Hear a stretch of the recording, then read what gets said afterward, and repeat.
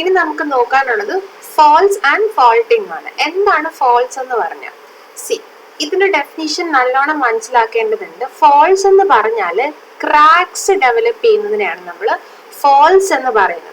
Okay, develop ചെയ്ത ക്രാക്സിനെ നമുക്ക് fault എന്ന് പറയണം എന്നുണ്ടെങ്കിൽ ആ ക്രാക്ക് ഉണ്ടായ പ്ലെയിനില് രണ്ട് ബ്ലോക്സ് തമ്മിൽ റിലേറ്റീവ് മൂവ്മെന്റ് ഉണ്ടായേ പറ്റത്തുള്ളൂ. ഓക്കെ, ഇപ്പൊ ക്രാക്ക് ഉണ്ടായിട്ട് അവിടെ ഒരു റിലേറ്റീവ് മൂവ്മെന്റ് ഇല്ല എങ്കിൽ നമുക്ക് അതിനെ ഫോൾട്ട് എന്ന് പറയാൻ പറ്റില്ല. സോ ഫോൾട്ടിന്റെ ഡെഫിനീഷനിൽ ഏറ്റവും ഇമ്പോർട്ടൻ്റ് ആയിട്ട് ഓർക്കേണ്ട രണ്ട് കീവേഡ്സ് ആണ് ക്രാക്സും relative മൂവ്മെന്റും.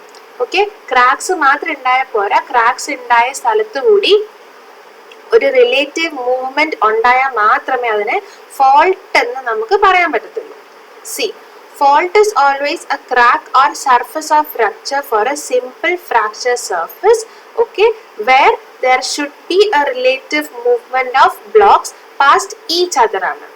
And the entire process of development of fractures and displacement of the blocks against each other neയാണ് faulting എന്ന് പറയുന്നത്. ഓക്കെ, ക്രാക്സ് ഉണ്ടായിട്ട് ആ ക്രാക്ക് ഉണ്ടായ പ്ലെയിനിൽ കൂടി റിലേറ്റീവ് മൂവ്മെന്റ് നടക്കുന്ന എൻറ്റയർ പ്രോസസ്സിനെയാണ് നമ്മൾ ഫോൾട്ടിംഗ് എന്ന് പറയുന്നത്.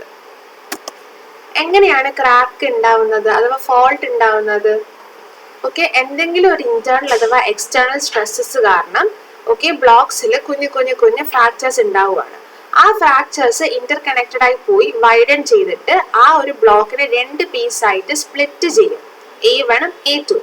എന്നിട്ട് ആ രണ്ട് ബ്ലോക്ക് ആയിട്ട് സ്പ്ലിറ്റ് ചെയ്ത ആ ഒരു പ്ലെയിൻ ഇല്ലേ F1, അതിന്റെ ഇടയിൽ കൂടി അല്ലെങ്കിൽ അതിന്റെ അബൌട്ട് ആയിട്ട് ഓക്കെ ഏതെങ്കിലും ഒരു ബ്ലോക്കിന് റിലേറ്റീവ് മൂവ്മെന്റ് നടക്കുമ്പോഴാണ് നമ്മൾ അതിനെ ഫോൾട്ട് എന്ന് പറയുന്നത്. ഓക്കെ, സോ ക്രാക്ക് ഉണ്ടായാൽ മാത്രം പോരാ, അവിടെ റിലേറ്റീവ് മൂവ്മെന്റും കൂടെ വന്നാൽ മാത്രമേ നമുക്കതിനെ ഫോൾട്ട് ആയിട്ട് പറയാൻ പറ്റത്തുള്ളൂ. The fracture F1 along which there has been a relative displacement of the two blocks A1 and A2 is a fault. So ഇതിനെയാണ് നമ്മൾ fault എന്ന് പറയുന്നത്. There are some other fractures also in the blocks such as SF. ഇതും fractures ആണ്. ഈ SF എന്ന് പറയുന്ന കുഞ്ഞു വരകളില്ലേ, അതും ഫ്രാക്ചേഴ്സ് ആണ്. പക്ഷെ അവർ നമുക്ക് ഫോൾട്ട് എന്ന് പറയാൻ പറ്റില്ല. എന്തുകൊണ്ടാന്ന് വെച്ചാൽ ആ ക്രാക്സിന്റെ അവിടെ കൂടി റിലേറ്റീവ് മൂവ്മെന്റ് ഒന്നും ഉണ്ടായിട്ടില്ല. അതുകൊണ്ട് നമുക്ക് അതിനെ ഫോൾട്ട് എന്ന് പറയാൻ പറ്റില്ല. ജസ്റ്റ് ക്രാക്ക് അല്ലെങ്കിൽ ജോയിന്റ് എന്ന് മാത്രമേ നമുക്ക് പറയാൻ പറ്റത്തുള്ളൂ. ഇനി what are the causes of faulting? Faults are generally caused under the influence of stresses acting upon the rocks of the crust of the earth. Any rock on or below the crust may withstand all operating stresses up to a limit, which depends upon its cohesive strength as well as internal friction. So, റോക്കിന്റെ പുറത്തുണ്ടാവുന്ന internal as well as external ഫോഴ്സസിനെ എത്രത്തോളം അത് withstand ചെയ്യുന്നു എന്നുള്ളത് ആ റോക്കിന്റെ പ്രോപ്പർട്ടീനെ പോലെ ഇരിക്കും. ഓക്കെ, അതിന്റെ കൊഹഷനെയും ഇന്റേണൽ ഫ്രിക്ഷനെയും ഒക്കെ ഡിപ്പെൻഡ് ചെയ്തിരിക്കും അത് എത്രത്തോളമാണ് ആ സ്ട്രെസ്സസിനെ ഒക്കെ withstand ചെയ്യുന്നെന്നുള്ളത്. But when that limit is crossed by the operating stresses, the rock yields by fracturing or breaking along certain directions. നമ്മൾ മൈൽഡ് സ്റ്റീലിന്റെ സ്ട്രെസ് സ്ട്രെയിൻ ഗ്രാഫ് കണ്ടിട്ടില്ലേ? ആഫ്റ്റർ ദി പ്രൊപ്പോർഷണാലിറ്റി ലിമിറ്റ് അല്ലെങ്കിൽ ഇലാസ്റ്റിക് ലിമിറ്റിന് ശേഷം എന്താ സംഭവിക്കുക? ആ മെറ്റീരിയൽ ഈൽഡ് ചെയ്യും എന്ന് പറഞ്ഞാൽ എന്താണ്? പൊട്ടിപ്പോവുക എന്നുള്ളതാണ് അർത്ഥം. എന്ന് പറഞ്ഞാൽ അതിനെടുക്കാൻ പറ്റുന്ന മാക്സിമം സ്ട്രെസ്സസ് എടുത്ത് കഴിഞ്ഞു, പിന്നെയും അതിൽ സ്ട്രെസ്സസ് ആക്ട് ചെയ്യുവാണെങ്കിൽ അത് ഈൽഡ് ചെയ്യുന്നത് കൊണ്ടാണ് ഫ്രാക്ചേഴ്സ് ഉണ്ടാവുന്നത്. Immediately after the development of these fractures the blocks created along the fractures suffer sudden displacement along those fractures under the influence of the same stresses that caused the fracturing of the rocks.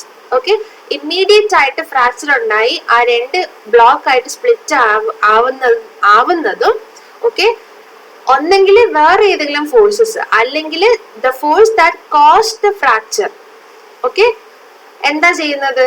They cause the relative movement of the blocks. ഒന്നെങ്കിൽ വേറെ stresses ആയിരിക്കാം അല്ലെങ്കിൽ നേരത്തെ ഉണ്ടായിരുന്ന stresses കാരണം തന്നെ ആയിരിക്കാം ആ ഉണ്ടായ ഫ്രാക്ചറിൽ കൂടി ബ്ലോക്സ് റിലേറ്റീവ് ആയിട്ട് അങ്ങോട്ടും ഇങ്ങോട്ടും മൂവ് ചെയ്യുന്നതാണ്. Okay, so depending upon the magnitude and direction of the stresses, the faults may be of different types. Okay, സ്ട്രെസ്സസിന്റെ മാഗ്നിറ്റ്യൂഡും റോക്കിന്റെ കൊഹഷനും ഇന്റേണൽ ഫ്രിക്ഷനൊക്കെ ഡിപ്പെൻഡ് ചെയ്തിട്ട് നമുക്ക് ഉണ്ടാവും ഡിഫറെന്റ് ടൈപ്സ് ഓഫ് ഫോൾട്ട്സ്. earthquakeന്റെ കാര്യം പഠിച്ചപ്പോൾ ഞാൻ പറഞ്ഞായിരുന്നു ഈ ഒരു plane, the plane about which the tectonic plates move, അതിനെയാണ് ഫോൾട്ട് പ്ലെയിൻ എന്ന് പറയുന്നത്. കോസസ് ഓഫ് ഫോൾട്ടില് നമുക്ക് ഫോൾട്ടിങ് ഡ്യൂ ടു ഫോൾഡും വരാറുണ്ട്. ഫോൾഡ് എന്ന് പറയുമ്പോൾ തന്നെ അറിയാം നമുക്ക് അവിടെ ഒരു ഹൈ സ്ട്രെയിൻ ആണ് ഉണ്ടാവുന്നത്, അല്ലേക്ക് ഹൈ സ്ട്രെയിൻ ആണ് ഉണ്ടാവുന്നത് അല്ലെ.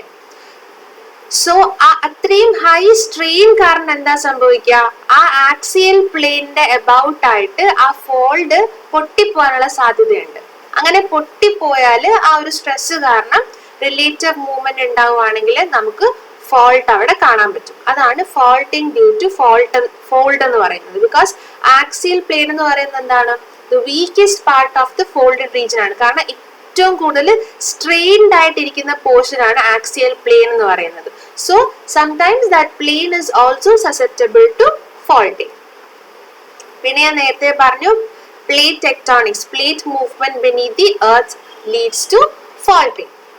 ഇനി നമ്മൾ ഫോൾഡിന് ഇമ്പോർട്ടൻറ്റ് പാർട്സ് പഠിച്ചതുപോലെ തന്നെ ഫോൾട്ടിനും കുറച്ച് ഇമ്പോർട്ടൻറ്റ് പാർട്സ് ഉണ്ട്. സോ ഫോൾട്ട് പ്ലെയിൻ ഓൾറെഡി ഞാൻ ഡിഫൈൻ ചെയ്തു.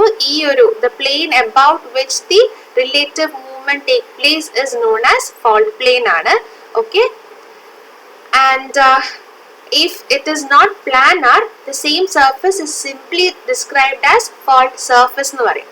ഓക്കെ, ഒരു പ്ലെയിൻ ആയിട്ടല്ല കിട്ടുന്നതെങ്കിൽ ജസ്റ്റ് ആണ് നമ്മൾ ഫോൾട്ട് സർഫസ് എന്നായിരിക്കും പറയുന്നത്.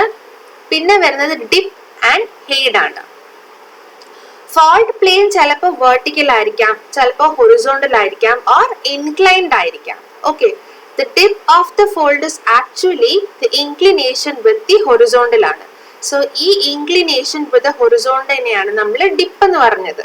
ഓക്കെ, നേരത്തെ അതിന്റെ ഡെഫിനിഷൻ നമ്മൾ പഠിച്ചതായിരുന്നു അല്ലേ. And what is hade? Hade of the fold is the angle which fold makes with the vertical.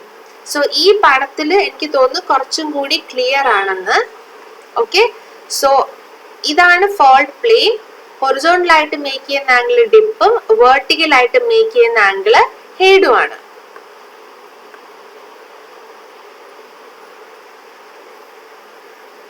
Now അടുത്ത് വരുന്നതാണ് walls. What are the walls? The blocks which have suffered displacement along the fracture are conveniently called walls. Okay, ഈ രണ്ട് സാധനത്തിനെയാണ് നമ്മൾ walls എന്ന് പറയുന്നത്. Okay, C മേളിൽ നിൽക്കുന്നതിനെ foot വാൾ എന്നും താഴെ നിൽക്കുന്നതിനെ നമ്മൾ ഹാങ്ങിങ് വാൾ എന്നും ആയിരിക്കും പറയുന്നത്. ഓക്കെ, അതാണ് ഇവിടെ പറഞ്ഞിരിക്കുന്നത്. The term hanging wall is used for the faulted blocks that lies on the upper surface of the fault. Okay, although it may be a lower elevation compared to the other block, the foot wall is used for that faulted block which lies on the surface of the fault plane. ഈ പടത്തിൽ നിന്ന് തന്നെ അത് clear ആണ്. ഇത് ഹാങ്ങിങ് വാളും this is foot വാൾ. പിന്നെ ഉള്ളതാണ് slip and separation. The slip is defined as the relative displacement of any two points as measured along the fault ആണ്. It may be expressed as mm, meter or even kilometer എന്ന് പറയും. എന്ന് പറഞ്ഞാൽ relative movement നടക്കുമ്പോൾ എത്രത്തോളം move ചെയ്തു അല്ലെങ്കിൽ എത്രത്തോളം സ്ലിപ്പ് ചെയ്തു പോയി എന്നുള്ളതിനെയാണ് നമ്മൾ സ്ലിപ്പ് എന്ന് പറയുന്നത്. Okay, and there are different types of slip. ഒന്ന് ഡിപ്പ് സ്ലിപ്പ് ആണ്. അതെന്താണ്? The displacement has essentially taken place along the dip of the fault. Okay, along the dipലാണ് ആ ഒരു സ്ലിപ്പ് നടന്നതെങ്കിൽ അതിനെ ഡിപ്പ് സ്ലിപ്പ് എന്ന് നമ്മൾ പറയും.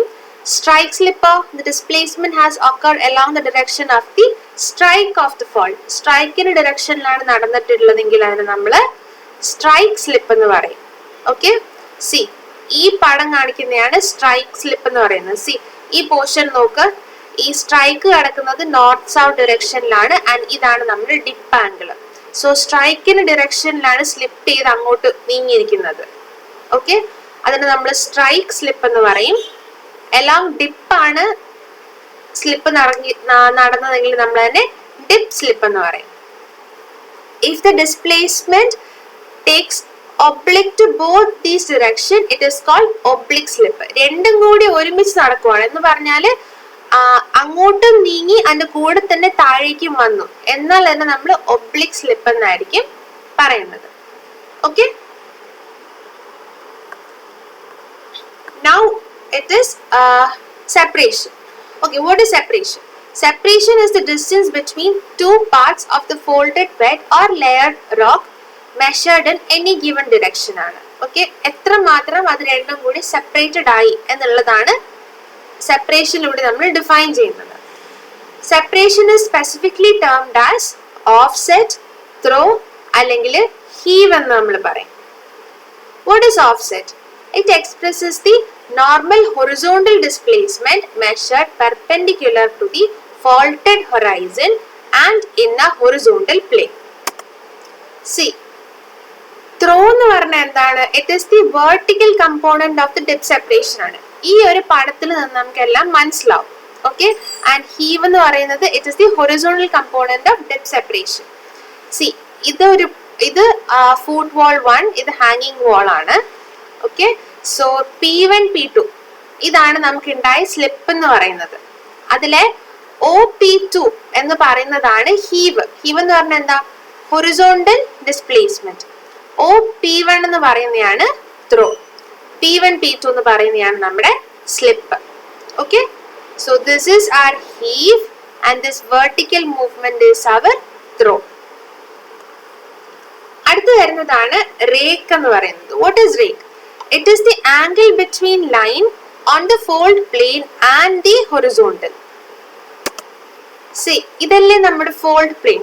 ഫോൾഡ് പ്ലെയിനിന്റെ ലൈനും ഹൊറിസോണ്ടലും ആയിട്ട് മേക്ക് ചെയ്യുന്ന ആംഗിളിനെയാണ് നമ്മൾ റേക്ക് ആംഗിൾ എന്ന് പറയുന്നത്. Okay, this is our fold plain.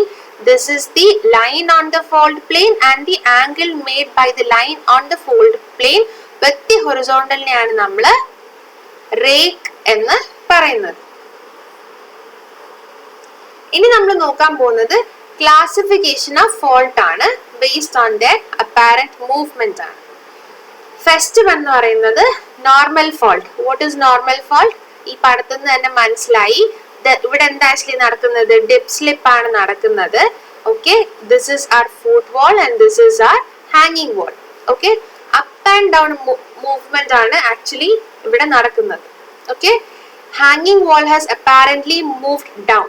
When the hanging wall has apparently moved down with respect to the foot wall നെയാണ് നമ്മൾ നോർമൽ ഫോൾട്ട് എന്ന് പറയുന്നത്. ഓക്കെ, അടുത്ത് വരുന്നത് ഹോസ്റ്റ് ആൻഡ് ഗ്രാബൻ.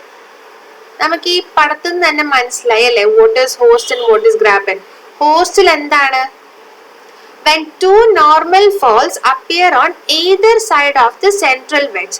ഇതാണ് നമ്മുടെ സെൻട്രൽ വെഡ്ജ്. സെൻട്രൽ വെഡ്ജിന്റെ രണ്ട് സൈഡിലും എന്താ സംഭവിക്കുന്നത്?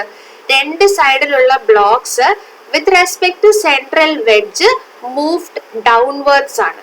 ദാറ്റ് ഈസ് ഇത് രണ്ടും ഹാങ്ങിങ് വാളും ഇതാണ് സെൻട്രൽ വെഡ്ജ്. അതിനെയാണ് നമ്മൾ ഹോസ്റ്റ് എന്ന് പറയുന്നത്. സെൻട്രൽ വെഡ്ജിന്റെ രണ്ട് സൈഡിലുള്ള ബ്ലോക്സും താഴേക്ക് മൂവ് ചെയ്യുന്നതിനെയാണ് നമ്മൾ ഹോസ്റ്റ് എന്ന് പറയുന്നത്. And what is graben? അതിന്റെ റിവേഴ്സ് ആണ്. It is almost reverse of horst. It may be described as an elongated wedge shaped central block which appears to have moved downward with respect to the side blocks ആണ്. Okay, so ഗ്രാബനിൽ എന്താ നടക്കുന്നത്? Central wedge ആണ് താഴേക്ക് move ചെയ്യുന്നത്. Okay, പിന്നെ ഉള്ളത് vertical fault ആണ്. നമ്മൾ ഈ തൊട്ട് മുന്നേ കണ്ട നോർമൽ ഫോൾട്ടും ഹോഴ്സും ഗ്രേബനും ഒക്കെ ഇൻക്ലൈൻഡ് ആയിരുന്നു. വെർട്ടിക്കൽ ഫോൾട്ട് എന്താണ്? If the vertical plane is if the fault plain is nearly vertical, നമ്മൾ അതിനെ വെർട്ടിക്കൽ ഫോൾട്ട് എന്ന് പറയും. അത് കഴിഞ്ഞിട്ടുള്ളതാണ് റിവേഴ്സ് ഫോൾട്ട്. നമ്മൾ നോർമൽ ഫോൾട്ട് എന്താ പറഞ്ഞത്? ഈ ഫുട്ട് വാൾ ഇവിടെ നിൽക്കും, ഹാങ്ങിങ് വാള് താഴേക്ക് വരുന്നതിനെയാണ് നമ്മൾ നോർമൽ ഫോൾട്ട് എന്ന് പറയുന്നത്. What is reverse fault? Reverse ഫോൾട്ടിൽ എന്താ സംഭവിക്കുക? ഹാങ്ങിങ് വാള് മേളിലേക്ക് നീങ്ങി പോകുന്നതിനെയാണ് നമ്മൾ റിവേഴ്സ് ഫോൾട്ട് എന്ന് പറയുന്നത്. ഓക്കെ, നമ്മൾ എല്ലാ ഡെഫിനീഷനും ഹാങ്ങിങ് വാളിന്റെ റെസ്പെക്ട് ആയിട്ടാണ് പറയുന്നത്. ഓക്കെ, ഇഫ് ദ ഹാങ്ങിങ് wall is moving upwards with respect to foot wall, അതിനെ നമ്മൾ റിവേഴ്സ് ഫോൾട്ട് എന്ന് പറയും. ഓക്കെ, റിവേഴ്സ് ഫോൾട്ടിന്റെ ഡിപ്പ് എന്ന് പറയുന്നത് യൂഷ്വലി മോർ ദാൻ 45 ഡിഗ്രി ആയിരിക്കും. ത്രസ്റ്റ് ഫോൾട്ട് ആണെങ്കിൽ 45ന്റെയും 10 ഡിഗ്രിന്റെ ഇടയ്ക്കായിരിക്കും. ഓവർ ത്രസ്റ്റ് ഫോൾ ആണെങ്കിൽ dip angle will be less than 10 degree. Just അതൊന്ന് ഓർത്തു വയ്ക്കാം. അടുത്ത് വരുന്നതാണ് strike slip fault. Okay, fault in which faulted blocks have been moved against each other in an essentially horizontal direction. Strike slip fault നമ്മൾ just തൊട്ട് മുന്നേ പഠിച്ചതേ ഉള്ളൂ, strike dip എന്ന് പറഞ്ഞിട്ടല്ലേ. വിത്ത് റെസ്പെക്ട് ടു സ്ട്രൈക്ക് ആണ് റിലേറ്റീവ് മൂവ്മെന്റ് വരുന്നത്. എന്ന് പറഞ്ഞാൽ vertical movement അല്ല, പക്ഷെ ഒരു ഹൊറിസോണ്ടൽ മൂവ്മെന്റ് ആണ് വരുന്നത് എങ്കിൽ അതിന് സ്ട്രൈക്ക് സ്ലിപ്പ് ഫോൾട്ട് എന്ന് പറയും. Okay, this is before faulting and this is after faulting. പിന്നെ വരുന്നത് ഹിഞ്ച് ഫോൾട്ട് ആണ്. ഹിഞ്ച് ഫോൾട്ട് എന്താ പറഞ്ഞാല് അബൌട്ട് ഒരു പോയിന്റ് നമ്മൾ സീസോ പോണ മാതിരി ഒരു ബ്ലോക്ക് ജസ്റ്റ് ടിൽറ്റ് ആവുകയാണ് ചെയ്യുന്നത്. ഓക്കെ, ബ്ലോക്ക് അതേപടി മൂവ്മെന്റ് അല്ല ചെയ്യുന്നത്, ടിൽറ്റ് അഥവാ റൊട്ടേറ്റ് ആണ് ചെയ്യുന്നത്. These are called pivotal or rotational fault. Here movement of block is rotational rather than translation movement about a hinge point. ഒരു ഹിഞ്ച് പോയിന്റിന് അബൌട്ട് ആയിട്ട് ഫോൾട്ട് റൊട്ടേറ്റ് ചെയ്യുന്നതിനാണ് നമ്മൾ ഹിഞ്ച് ഫോൾട്ട് എന്ന് പറയുന്നത്. അടുത്ത് നമ്മൾ നോക്കാൻ പോകുന്ന ക്ലാസിഫിക്കേഷൻ എന്താണ്? Classification based on the attitude of fault. That is based on dip and strike. Faults are classified as strike fault, dip fault, oblique fault. ഇത് രണ്ടും നമ്മൾ നോക്കിയതാണ്. സ്ട്രൈക്ക് എന്താണ്? സ്ട്രൈക്കിൻ ഡയറക്ഷനിലായിരിക്കും മൂവ് ചെയ്യുന്നത്. ഡിപ്പ് എന്ന് പറഞ്ഞാൽ ഡിപ്പിൻ ഡയറക്ഷനിലായിരിക്കും മൂവ് ചെയ്യുന്നത്. ഒബ്ലിക് എന്ന് പറഞ്ഞാൽ രണ്ടും കൂടി ചേർന്നിട്ടുള്ള ഒരു സാധനം. Again classification based on slip. നമ്മൾ സ്ട്രൈക്ക് സ്ലിപ്പ് പഠിച്ചു. സ്ട്രൈക്ക് സ്ലിപ്പിൽ റേറ്റ് ആംഗിൾ എന്താണ്? ഫോൾട്ട് പ്ലെയിനിൽ ഒരു ലൈൻ വരച്ചിട്ട് ആ ലൈനും ഹൊറിസോണ്ടലും ആയിട്ട് മേക്ക് ചെയ്യുന്ന ആംഗിൾ ആണ് റേക്ക് എന്ന് പറയുന്നത്. സോ ഹൊറിസോണ്ടൽ മൂവ്മെന്റ് ആണെങ്കിൽ റേക്ക് 0 ആയിരിക്കും. Okay, dip slip dip angle ആയിട്ടാണ് വരുന്നതെങ്കിൽ റേക്കിന്റെ ആംഗിൾ അറൌണ്ട് 90 ഡിഗ്രി ആയിരിക്കും. ഒബ്ലിക് ആണെങ്കിൽ എന്താ? റേക്കിന്റെ ആംഗിൾ 0ന്റെ 90 ഡിഗ്രി. ഇത് രണ്ടിന്റെ ഇടയ്ക്ക് വരുന്നതിനല്ല നമ്മൾ ഒബ്ലിക് ഫോൾട്ട് എന്ന് പറയുന്നത്. ഇനി വരുന്നത് classification based on mode of occurrence ആണ്. First one is parallel fault. Parallel fault എന്താണ്? A group of fault occurring in close proximity having their fault planes striking essentially in the same direction and having parallel and equal depths form what are commonly called parallel fault. Okay, parallel ആയിട്ടാണ് fault planes വരുന്നത് with almost the same dip amount. അതിനെയാണ് നമ്മൾ parallel fault എന്ന് പറയുന്നത്. Okay, then what is എൻകിലോൺ faults എന്ന് പറഞ്ഞാൽ എന്താണ്? It is defined as a group of small sized faults that overlap each other in the region of their occurrence. Okay, അവര് overlap ചെയ്ത് കിടക്കുവാണ്. ഓക്കെ, ഒരു ഫോൾട്ടിന്റെ മേലിൽ വേറൊരു ഫോൾട്ട്, അതിന്റെ മേലിൽ വേറൊരു ഫോൾട്ട്, അങ്ങനെ ഓവർലാപ്പ് ചെയ്ത് കിടക്കുവാണെങ്കിലാണ് നമ്മൾ അതിനെ എൻകിലോൺ ഫോൾട്ട്സ് എന്ന് പറയുന്നത്. പിന്നെ ഉള്ളത് പെരിഫറൽ ഫോൾട്ട് ആണ്. പെരിഫറൽ ഫോൾട്ട് എന്താണ്? In any given region, the majority of faults are concentrated along the border of the margin area. See, this picture C ആണ് കാണിക്കുന്നത്. ഓക്കെ, ആ ബ്ലോക്കിന്റെ ബോർഡറിലാണ് ഫോൾട്ട് പ്ലെയിൻസ് വരുന്നത്. പെരിഫറി ബോർഡറിലാണ് വരുന്നതെങ്കിൽ നമ്മൾ പെരിഫറി ഫോൾട്ട് എന്ന് പറയും. റേഡിയൽ ഫോൾട്ട്സ് എന്താ വരുന്ന? ഒരു പോയിന്റ് നിന്ന് റേഡിയലി ആണ് ഫോൾട്ട്സ് വരുന്നതെങ്കിൽ നമ്മൾ അതിനെ റേഡിയൽ ഫോൾട്ട്സ് എന്ന് പറയും. A group of faults that appear emerged outward from a common central region are called as radial fault. So based on the mode of occurrence ആണ് നമുക്ക് പാരലൽ ഉണ്ട്. എൻകിലോണിൽ എന്താ പ്രത്യേകത? ഓവർലാപ്പ് ചെയ്ത് വരും. ബാക്കിയെല്ലാം നമുക്ക് വേർഡിന്റെ ജസ്റ്റ് പേര് തന്നെ നമുക്ക് മനസ്സിലാക്കാൻ പറ്റും. പെരിഫറൽ എന്ന് പറഞ്ഞാൽ ബൗണ്ടറി, റേഡിയൽ എന്ന് പറഞ്ഞാൽ ഒരു കോമൺ പോയിന്റിൽ നിന്ന് റേഡിയേറ്റ് ചെയ്ത് വരുന്നത് പോലെ. ഓക്കെ, ഇനി ഇവരുടെ എഞ്ചിനീയറിംഗ് കൺസിഡറേഷൻ എന്താണ്? നമ്മുടെ ഫോൾഡ് പോലെ തന്നെ ഫോൾട്ട് എന്ന് പറയുന്നതും വീക്ക് സോൺസ് തന്നെയാണ്. സോ നമ്മൾ കൺസ്ട്രക്ട് ചെയ്യുന്ന സമയത്ത് നമ്മൾ ഫോൾട്ടൊക്കെ ഉണ്ടെങ്കിൽ അത് നമ്മൾ ഫോൾട്ടോ ഫോൾസോ ഒക്കെ ഉണ്ടോ എന്ന് നമ്മൾ ആദ്യം കണ്ടുപിടിക്കും. വെച്ചിട്ട് അതിനുള്ള ഏരിയ നമ്മൾ യൂഷ്വലി അവോയ്ഡ് ചെയ്യാറാണ് പതിവ്. ഡാം കൺസ്ട്രക്ഷൻ ഒക്കെ ചെയ്യുന്ന സമയത്ത് ഫോൾട്ട് ഒന്നും ഒരിക്കലും വരാൻ പാടില്ല. കാരണം എന്താണ്, റിലേറ്റീവ് മൂവ്മെന്റ് ആണ് നടക്കുന്നത്. സോ എൻറ്റയർ സ്ട്രക്ചർ കൊളാപ്സ് ചെയ്ത് വീഴാനുള്ള ചാൻസ് ഉണ്ട് അല്ലേ. And falls become the source of great trouble when encountered along highway or tunnel alignments. Okay, ടണലോ ഹൈവേ ഒക്കെ പോകുന്നിടത്ത് ഫോൾട്ട് ഉണ്ടായാൽ ജസ്റ്റ് ഒന്ന് ആലോചിച്ച് നോക്കും, റോഡ് രണ്ടായിട്ട് പിളർന്നു പോകും, അല്ലെങ്കിൽ ടണൽ രണ്ടായിട്ട് പിളർന്നു പോകും. And fault zones or surface become lubricated with water and they become potential areas for further slips and slides. So already അവർ സ്ലിപ്പ് ഫോൾഡ് എന്ന് പറഞ്ഞ റിലേറ്റീവ് മൂവ്മെന്റ് ആണ്, സ്ലിപ്പ് ചെയ്ത് വരുവാണ്. സോ ആ സമയത്ത് എന്താ, അവരുടെ ആ ഒരു സ്ലിപ്പ് മൂവ്മെന്റ് വെള്ളം വെച്ച് ലൂബ്രിക്കേറ്റഡ് ആയെങ്കിൽ ഫർദർ ലാൻഡ് സ്ലൈഡ്സിനോ അല്ലെങ്കിൽ ഒരു ഫർദർ ഹെവിയർ ഫോൾട്ടിനോ ഉള്ള ചാൻസ് ഭയങ്കര കൂടുതലാണ്. Okay, and they may create critical conditions if they happen to occur within foundations ആണ്. And the civil engineer has to ascertain for the presence of faults, their type and extent, and also obtain thorough report from an engineering geologist of the effects caused by these faults on the rock of the project area. പിന്നെ നമ്മൾ നേരത്തെ പറഞ്ഞ പോലെ ഫോൾഡും ഫോൾസും ഒക്കെ main ആയിട്ട് കണ്ടുവരുന്നത് സെയ്സ്മിക് റീജിയൻസിലാണ്. So സെയ്സ്മിക് regions നമ്മൾ കൂടുതലും കൺസ്ട്രക്ഷന് വേണ്ടി ചൂസ് ചെയ്യാറില്ല, നമ്മൾ അവോയ്ഡ് ചെയ്യാറാണ് ചെയ്യുന്നത്. ഇനി നമ്മൾ അടുത്തതിലേക്ക് പോവാണ്, ജോയിന്റ്സ് ആൻഡ് ജോയിന്റിങ്.